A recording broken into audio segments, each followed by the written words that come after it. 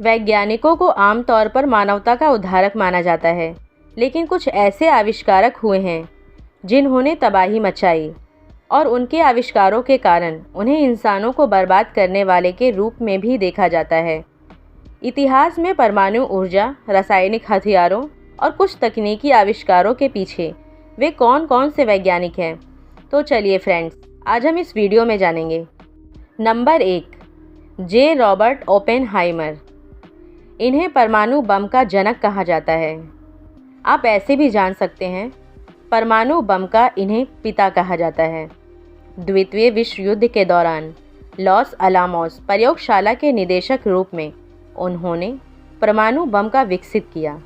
Hiroshima और Nagasaki पर परमाणु बमबारी के बाद ओपेनहाइमर को खुद को मौत का सौदागर महसूस होने लगा था और वे इस तबाही से बहुत दुखी थे। Number 2, Fritz Haber. हाल के वर्षों में क्लोरीन गैस के रिसाव से सबसे बड़ी तबाही जॉर्डन देश में हुई है।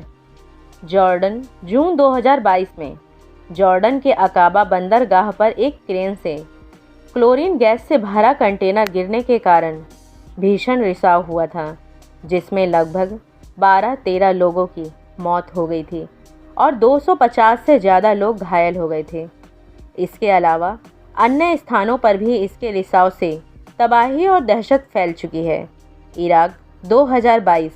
दक्षिणी इराक में क्लोरीन गैस रिसाव के कारण कम से कम 300 लोग बीमार पड़ गए थे। भारत, देहरादून 2024। मुंबई 2025।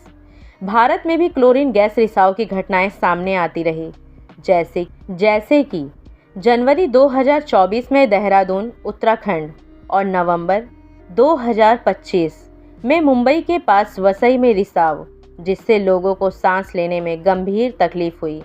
यह एक अत्यधिक जहरीली गैस है जिससे आज भी दुनिया बर्बाद हो रही है। नंबर 3, आइंस्टीन के प्रसिद्ध समीकरण E = mc2 ऊर्जा द्रव्यमान समतुल्यता का सबसे भयानक और विनाशकारी इस्तेमाल 6 और 9 अगस्त 1945 को जापान के हिरोशिमा और नागासाकी पर गिराए गए परमाणु बमों के रूप में हुआ था। विनाशकारी घटना अगस्त 1945। अमेरिका ने द्वितीय विश्व युद्ध के दौरान जापान के हिरोशिमा पर लिटिल बॉय और नागासाकी पर फैट मैन नामक परमाणु बम गिराए। भयानक परिणाम, इन बमों ने एक ही पल में लाखों लोगों की जान ले ली और शहर को पूरी तरह नष्ट कर दिया। इसके बाद के वर्षों में भी रेडिएशन के कारण कैंसर और अन्य बीमारियों से हजारों लोग मरते रहे। E = mc2 की भूमिका। यह समीकरण बताता है कि द्रव्यमान को ऊर्जा में बदला जा सकता है। परमाणु बम में परमाणु नाभिक के विखंडन के दौरान द्रव्यमान की बहुत कम मात्रा बहुत विशाल ऊर्जा में बदल जाती है। हालांकि अल्बर्ट आइंस्टीन ने खुद बम नहीं बनाया, लेकिन उनके E = mc2 समीकरण ने परमाणु विखंडन की नींव रखी। उन्होंने राष्ट्रपति रूजवेल्ट को एक पत्र लिखकर परमाणु अनुसंधान को बढ़ावा दिया, जिस पर बाद में उन्हें पछतावा हुआ, क्योंकि वे उनका मकसद परमाणु बम तबाही नहीं था। Number 4, Thomas Midgley. उन्होंने सीसा, पेट्रोल और क्लोरोफ्लोरोकार्बन की खोज की। शीशा युक्त पेट्रोल और क्लोरोफ्लोरोकार्बन के कारण पर्यावरण को सबसे भयानक नुकसान 20वीं सदी के उत्तरार्ध, मुख्य रूप से 1970 और 1980 के दशक के दौरान हुआ।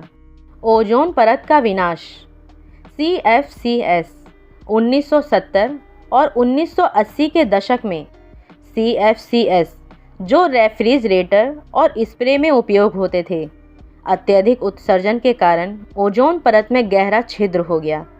इससे हानिकारक यूवी किरणें पृथ्वी पर आने लगी, जो 1980 के दशक के उत्तरार्ध में सबसे ज़्यादा चिंता का विषय बनी। शीशा युक्त पेट्रोल का प्रभाव। शीशा युक्त पेट्रोल से निकलने वाला धुआं दशकों तक हवा, मिट्टी और पानी को जहरीला बनाता रहा, जिससे इंसानों, खासकर बच्चों के स्वास्थ्य पर गंभीर असर पड़ा। और इसी वजह से सूरज की किरणें ज़मीन पर सीधी पड़ रही है और गर्मी तेज़ी से बढ़ रही है, जो चिंता का विषय बनी है।